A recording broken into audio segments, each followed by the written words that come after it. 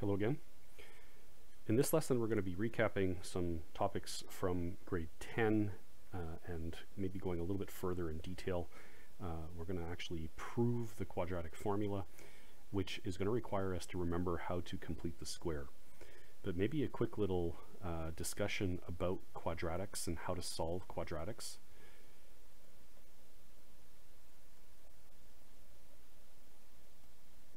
Now, first of all, solving quadratics means finding the roots or the zeros.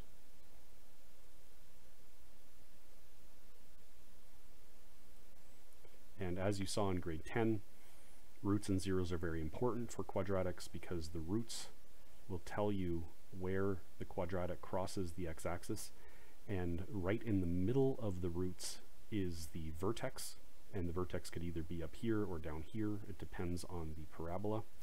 And once you know those 3 points, you usually have enough information to discuss the solutions to whatever problems you're dealing with, because often you're either dealing with a maximum or a minimum, which will be the vertex,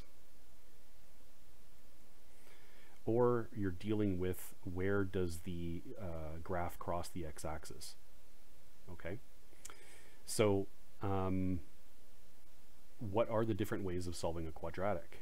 Well, one of the first ways is through factoring.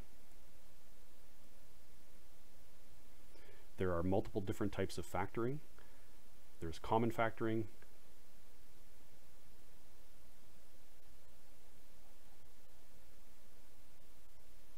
which would look like this.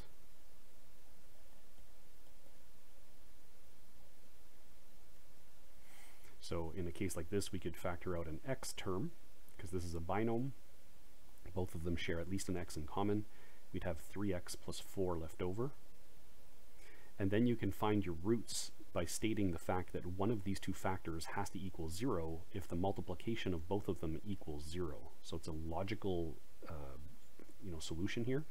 So either x is equal to 0 or x is equal to negative 4 over 3. And if you don't know how I got negative 4 over 3, go back and look at your notes from grade 10.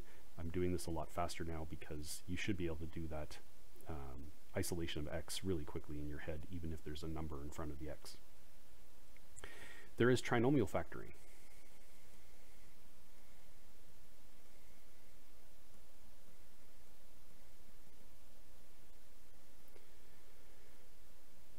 And trinomial factoring is when the equation is in this form, but can actually be factored.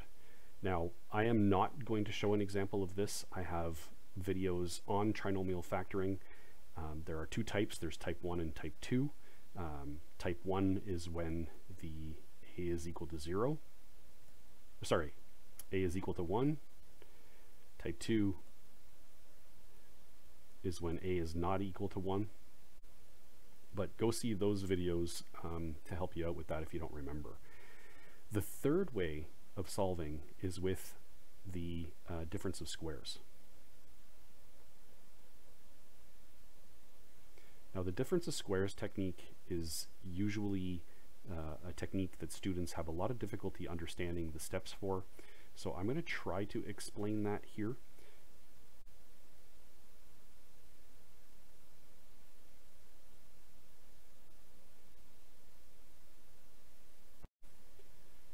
So how does number 3 work? How does completing the square work?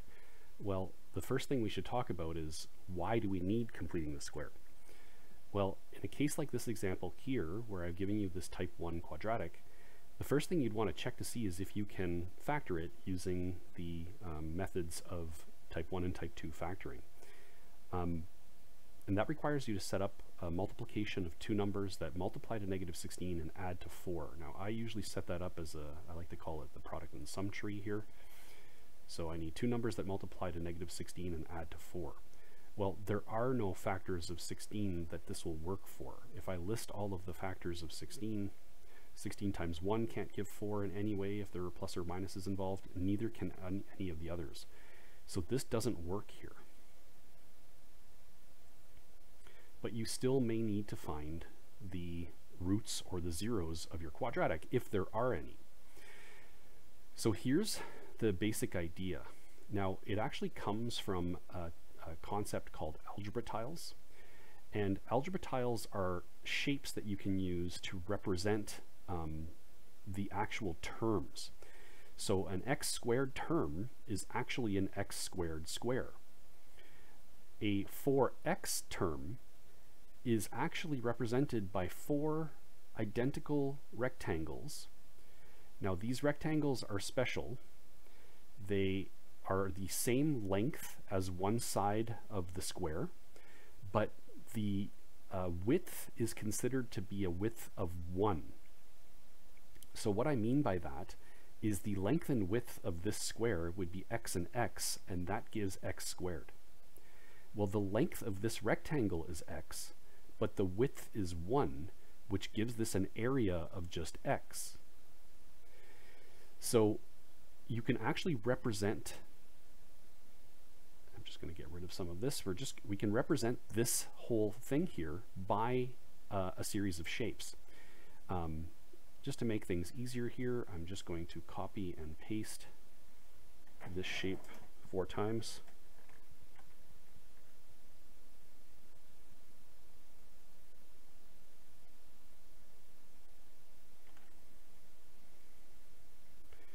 And then we have minus 16. Now, minus 16 is a bunch of integers of negative 1, adding together. And to represent those, we use tiny squares. Again, these squares, I'm having trouble with my technology here.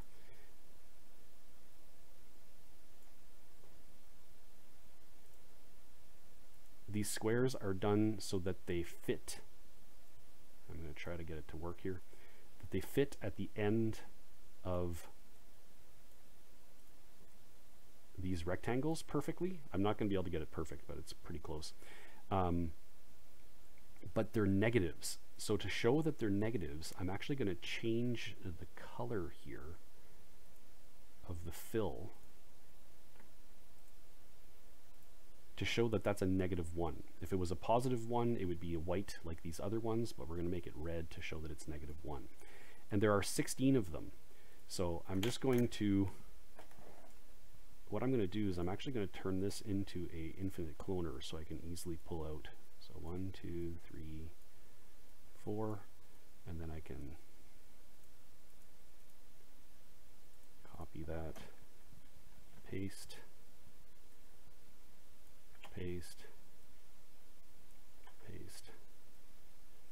So there are my 16 squares. I'm just going to delete my cloner here.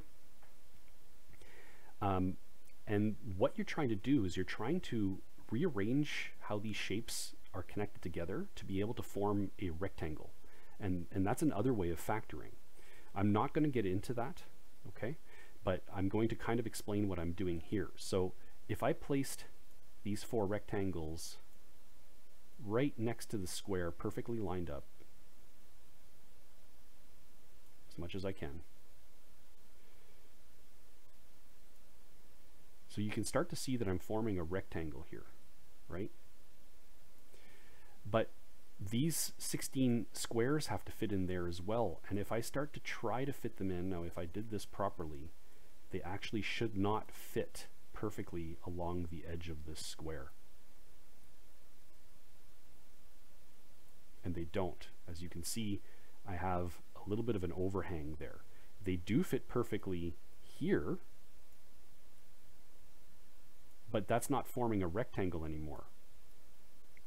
So those 16 little squares are not helping me make the shape that I need, but I have to have a combination of all of these shapes. So here's what completing the square means. We're going to take 2 of these rectangles and we're going to place them here. Now, without using these 16 squares, which are going to be just following along with the work here, they actually don't participate. Is there a way that we can transform this picture into a square? Well, can you see that if I put 4 white squares here that I would have a complete square. Okay? And I'm not going to draw them all in because there's a problem with that. I can't just add willy-nilly 4 squares into an equation, which would be 4 integers, okay, of 1. I can't just add the number 4 into an equation without unbalancing the equation. So how do we do it? How can we add those 4 squares? And this is all I'm going to discuss when it comes to completing the square. If you want more information about this, I'm sure you can find a lot of videos on using Algebra Tiles to show how completing the square works. But I am going to keep the picture here just so that I can relate the math that we're about to do to that picture. So I'm just going to move all of these over to the side here.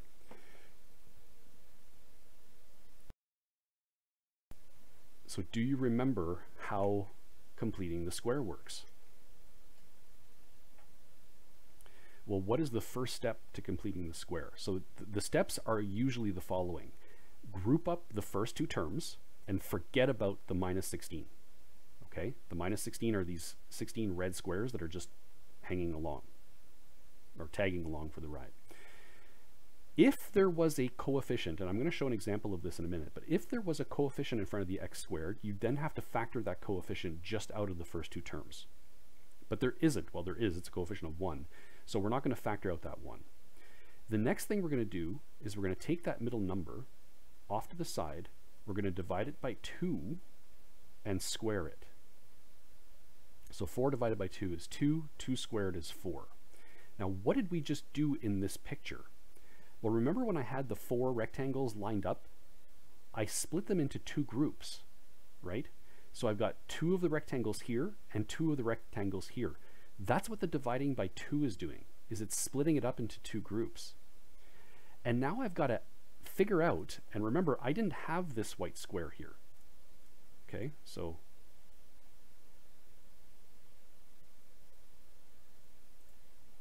let me move that over here. I have to figure out how many white squares are going to fit into this position. Well, isn't it, because I divided the rectangles by a 2, and I've got 2 of them on this side and 2 of them this side, don't I have 2 times 2 squares that are going to fit into here? This is a 2 by 2 area. If you think of how many squares are going to fit in here, well, that's just 2 squared. And that's why we're squaring this. You're taking the rectangles, dividing them in by 2, and then squaring them to find out how many squares fit into that space. And then we're going to add those 4 squares into that space. But remember that I'm not allowed to just add willy-nilly numbers into an equation unless the number is 0. So we're going to add and subtract 4 into the equation. And that's going to complete our square and also keep the equation balanced. So it's going to look like this. We're going to have a plus 4, and immediately we're going to write minus 4.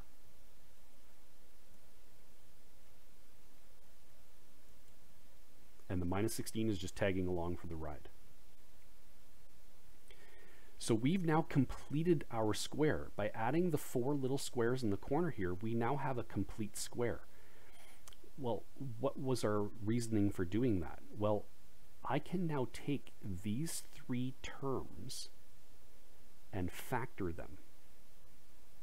And you can see that they're factorable because, as I mentioned earlier, this length is x, this length is 1, this length is 1. What is the entire length of this square now? Wouldn't it be x plus 2? And wouldn't we get the exact same thing here, x plus 2? We've now formed, with these 3 terms, a perfect square trinomial.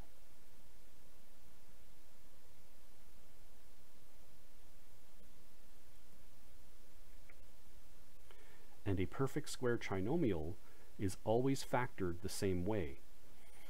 You basically just take x plus or minus, now in this case it's going to be a plus, the square root of the last number, which would be the square root of 4, which is 2, and square it.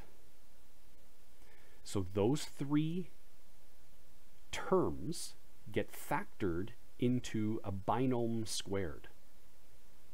They get transformed into a binom squared. The minus 4 is still there, and the minus 16 is still there.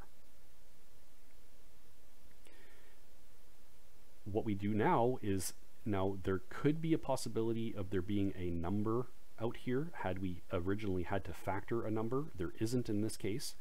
If there was, it would distribute in. Well, there is a number, it's a 1. So if you distribute that number in, it's going to the x plus 2 squared, which is just x plus 2 squared, doesn't change. And then 1 times negative 4 also doesn't change. So because it's a 1, it just happens to not change those two values. And then you combine our like terms here.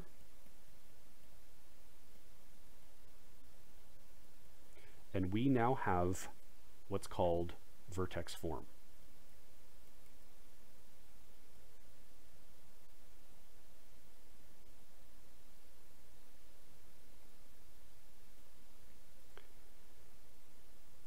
And that's something you should have learned in grade 10, but it is a pretty difficult concept, so we usually repeat it in grade 11. Now we're not done. Now we want to solve for the zeros.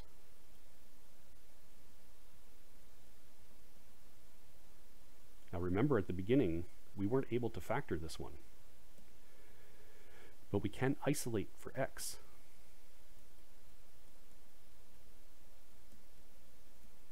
So to do that, we're going to send the minus 20 over to the other side.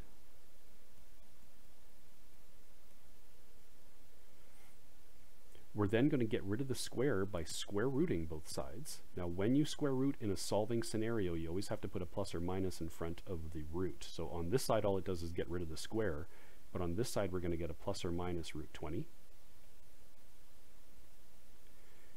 Now root 20, we've seen how to deal with radicals, or you should have seen how to deal with radicals at this point. Root 20 has a 4 times 5 hiding in it, and the 4 is square rootable. So we're going to actually write that as 4, sorry, my mistake, square root of 4 is 2. So we're square rooting the 4 that's inside of the 20, and we're leaving the root 5 under the root. And the last thing we do is subtract by 2 on both sides. We usually put that in front of the plus or minus. And that would be our 2 zeros. Our 2 zeros are negative 2 plus 2 root 5 and negative 2 plus, minus 2 root 5.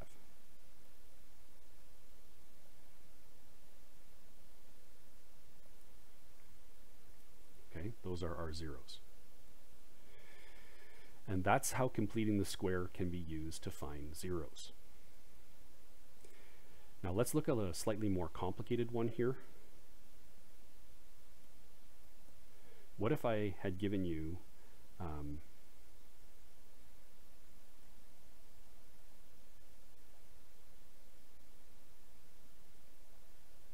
something like this? So you'd want to run through all of your possibilities.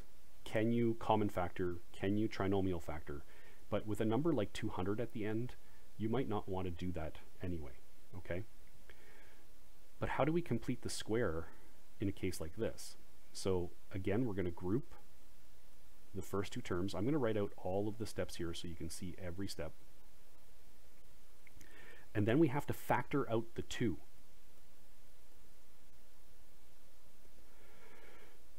Well, we have to factor it out of both terms. And I've shown you, or you should have seen, that when you factor a 2 out of a number that technically isn't divisible by 2, you're going to end up with a fraction.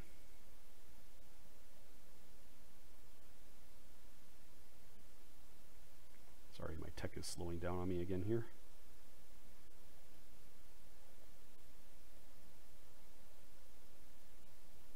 And that's going to look like that. So we have a fraction that we have to deal with. Okay, but we're doing the exact same steps as before. We're going to take that fraction, we're going to divide it by 2, and we're going to square it. Well, when you divide a fraction by 2, you're multiplying by the reciprocal. That's going to give 3 over 4 squared, which is 9 over 16. Okay? So we have to add and subtract inside the bracket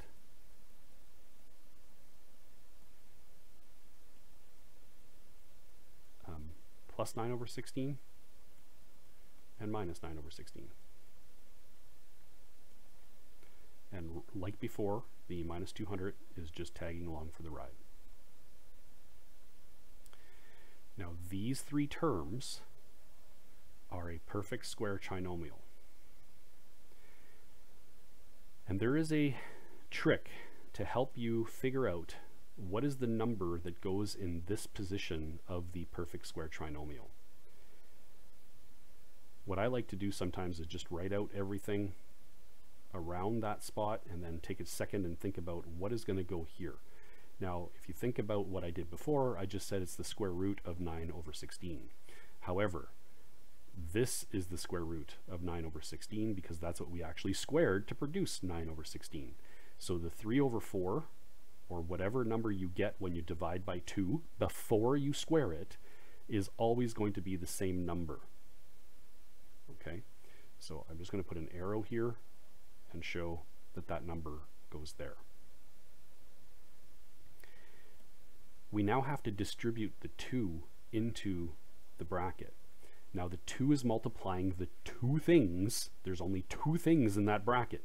I know there's an x plus 3/4, but it is being squared. You cannot bring the 2 into that inner bracket.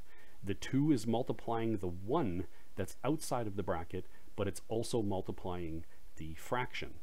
So you're going to get 2 times bracket x plus 3/4 squared minus, now 2 is going to multiply 9 over 16. And something interesting happens there. That 2 and that 16 are going to cancel out. And you're going to see why that's interesting later on. Okay, so that becomes a 1 and an 8. We now have 2 times x plus 3/4 squared minus 9 over 8. And I now need a common denominator to group that with the minus 200. So at the same time here, I'm going to multiply the 200 times 8 at the top and at the bottom. And we're assuming that there's a 1 underneath the 200 to be able to do that. And now I can group those two up. So 8 times 200 is 1600.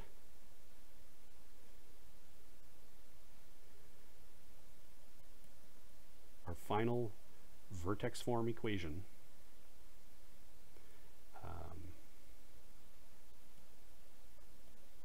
looks like that.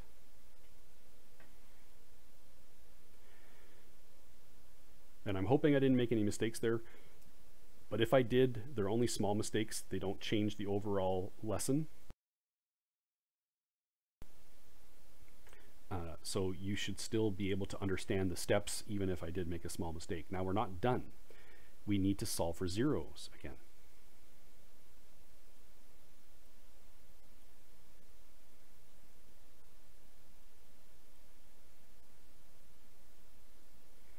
So we're going to send the negative 1609 over to this side.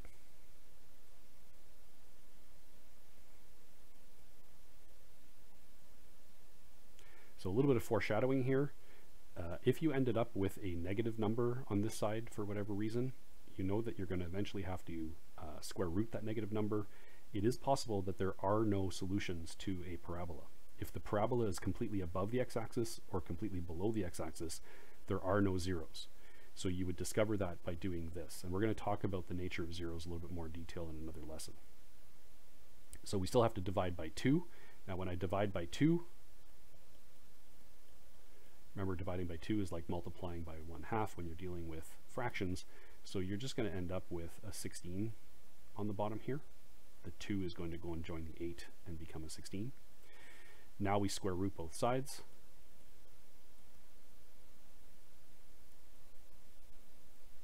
remembering to put the plus or minus there. Now, I don't think 1609 is going to be rootable in any way. I could be wrong, but the 16 is. So we know that we can rewrite that at least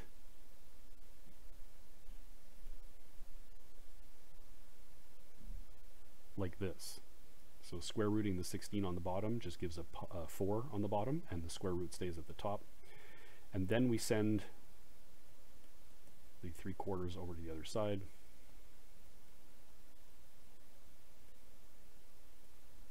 And we have our final answer. Now you'll notice that the quarters are the same, so you can actually group the numerators together. And now we're going to head into the proof of the quadratic formula, and just to show you what the quadratic formula looks like.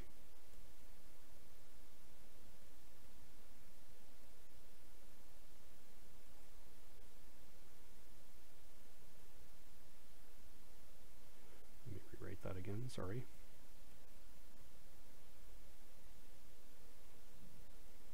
Doesn't this format kind of look like this format? We've got a minus number, plus or minus a square root of something, all over something that's divisible by 2. So there's definitely a link here.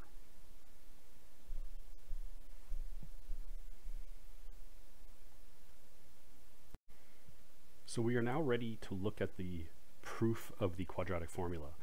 We're basically going to follow the exact same steps that we just followed on that more complex difference of, completing the square scenario, but we're going to do it with variables only. And the reason you do it with variables is to prove that it works for every case. Now, why do we need the quadratic formula? We need the quadratic formula for very specific cases where you're looking for the zeros of a word problem or just a mathematical problem, and you can't factor. So when do you use completing the square? You use completing the square when you're looking for the vertex of something, but you don't actually need the zeros and you can't factor. So you have to pick and choose which tool works best for a specific scenario. Some people will just always use the quadratic formula, and from the quadratic formula you can actually find the vertex, but that's not the most efficient way to do that. So when you're using the quadratic formula, it's usually to find the zeros in something that can't be factored, which is something you should have discussed in grade 10. Now, let's complete the square for our general equation of a quadratic here, ax squared plus bx plus c. So we're going to group up our first terms. The plus c is just going to tag along for the ride. We're going to factor the a out. So this is like factoring out, and I'll go back and forth here. This is like factoring out the 2 that we had to factor out from a 3. So we're factoring out the a from the ax squared, but we also have to factor it out from the b, so it becomes a fraction, b over ax. Now, to save us some time, I know that I have to add and subtract some numbers in the bracket here, so I'm just going to leave a space here so I can do that in the same line. And what I usually do is the calculation of what goes in there, I do off to the side. So if you remember, we take b over a, we divide it by 2, and then square it. Well, b over a divided by 2 is like b over a times 1/2, which gives b over 2a squared. And remember that this number is very important because that's going to end up being the number in my when I factor my trinomial, that's going to be the number that's in that bracket. Okay, so I'll come back and highlight it in a minute. If I square this, it gives me b squared over 4a squared. You're squaring the top, which gives b squared. You're squaring the bottom, which gives 4a squared. So we're going to add b squared over 4a squared and subtract b squared over 4a squared. Now I'm going to group up these 3 terms, and they're going to become my perfect square trinomial, which factors to a bracket squared and I'll just write the rest out here. So we have minus b squared over 4a squared plus c. This is all still in a bracket, by the way. The plus c is outside of the bracket. So what goes in here? Well, we know that it's just x, and then I'm going to highlight what was in this bracket right here. When you divide by 2, that is the thing that gets added or subtracted. I'm saying added or subtracted because so far we've only seen scenarios where there's a positive here. It can be a negative, all right? So sometimes you do have to subtract, but in this case we're dealing with positives, so it's whatever the number is when you get inside this bracket here is going to end up in that bracket squared. The next step is to distribute the a both to the 1 in front of that bracket and to the bracket over here. So we end up with a times x plus b over 2a squared minus a times b squared over 4a squared. And I don't know if you remember, but on the previous slide I had said that something interesting happens when you multiply the 2 in, that it cancels out with the 16 here. Well, look at what happens here. You're always going to have an a multiplying to this fraction, and you're always going to have that a canceling out with one of the a's in that fraction. So we have, and I'm going to just write out all the steps here.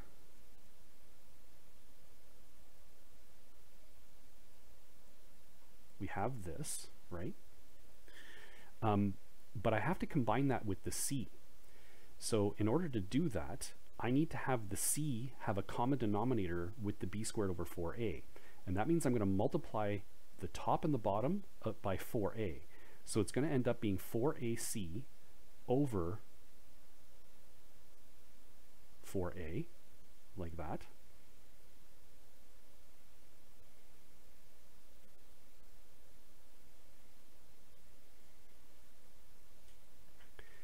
And that's all equal to 0.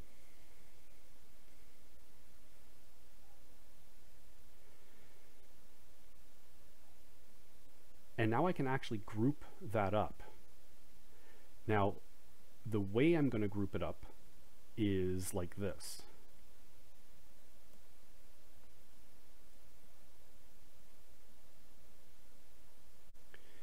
So in order to get everything to work here properly, what I just did is I took the negative or the minus sign that was in front of this fraction and I put it right next to the b squared. But that means it becomes a plus negative b squared over 4a. It's just so that you can see how I'm going to combine these two fractions a little bit better.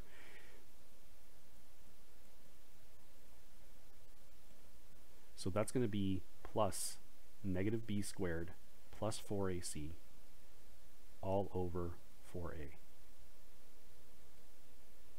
like so. Okay. And now we've got our vertex form. So now we want to start isolating for x, which is here. And if you remember, the way we did that is the first thing we would do is we would send this whole thing over to the other side. Okay, so we're going to get a times x plus b over 2a squared equals the negative of b squared, of negative b squared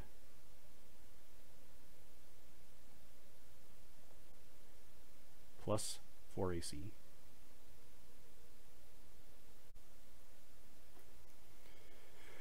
So just to repeat, I took this whole term and brought it over to the other side, which means there's a negative sign that applies itself to the whole term. But that negative sign, I don't want it there. I want to move it up into the numerator. And I'm going to do two things at once here. I'm going to do that, which is going to change the signs of both things in the numerator. Okay.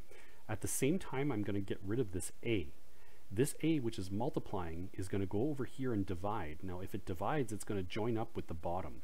So we're going to get x plus b over 2a all squared equals b squared minus 4ac, the signs at the top change, And that's going to be all over 4a squared now, because the a that was here goes over here and divides.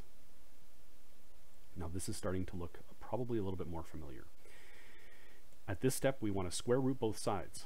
So we get x plus b over 2a equals plus or minus the square root of b squared minus 4ac all over 4a squared.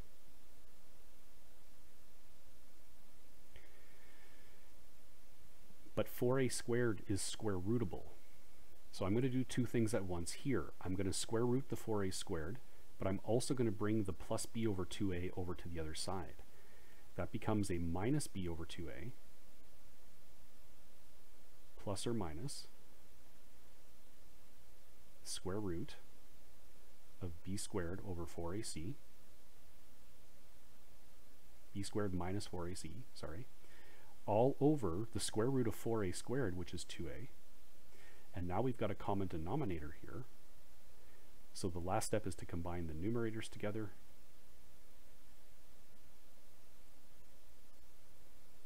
All over 2a. And that is our quadratic formula.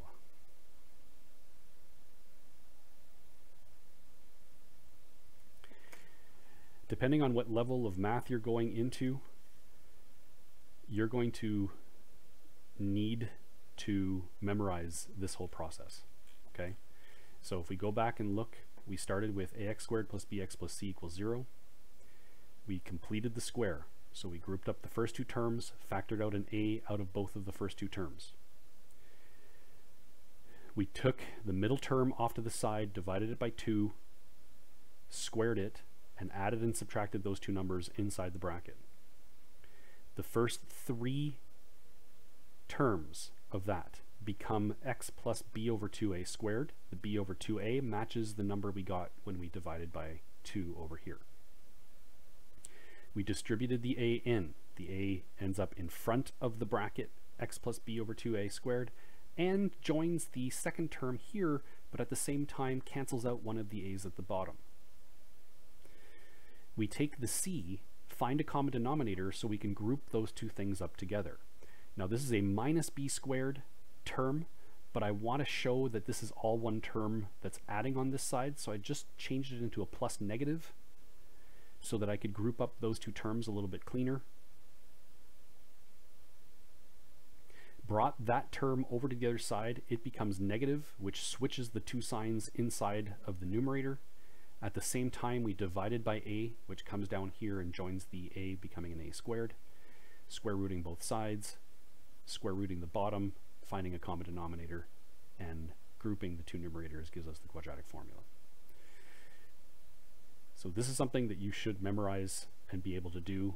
Many teachers will ask their students in higher level maths to prove the quadratic formula. And that's going to be the end of the lesson. We will talk again soon.